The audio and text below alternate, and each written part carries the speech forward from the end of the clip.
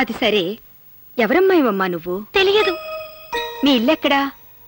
తెలియదు. నాకు తెలిసి రారాజు గృహమే నా గృహము. అతడే నా భర్త, నా సర్వము. రారాజుతో నీవే నాకు పరిణయము జరిపించవలెను. అత్తవైనను అమ్మవైనను నీవే నాకు దిక్కు అత్తమ్మా. పిచ్చి పిల్ల, బాధపడకు. రాజుతో నేను మాట్లాడతాను. ఆనందకరము.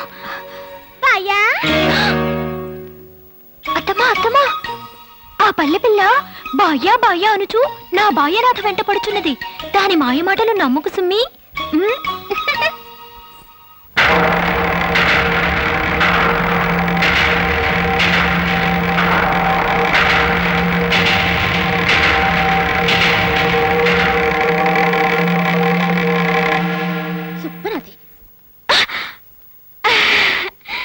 ఏటి నీ చెవి తెక్కొరికేసి వెళ్ళిపోతున్నాదేటి? అమ్మో ఇన్ని పిశాచి. ఇగో అత్తమ్మా, అది ఏటేటో చెప్పేసి ఉంటాది నంగనాచి. దాని మాటలే నమ్మకే.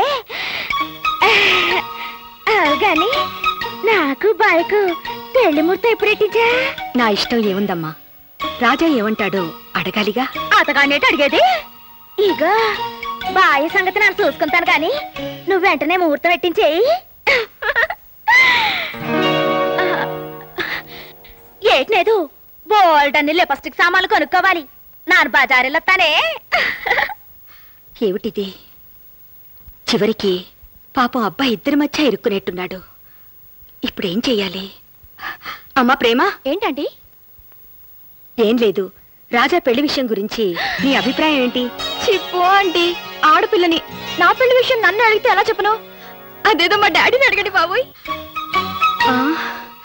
నువ్వు కూడానా? ఒరే రాజా, ఎలా ఎగుతావో ఏమో. నిన్న దేవుడే రక్షించాలి.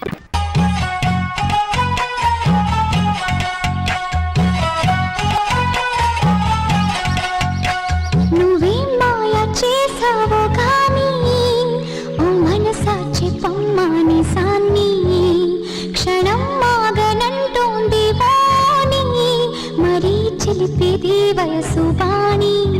హయ్యా హయ్యా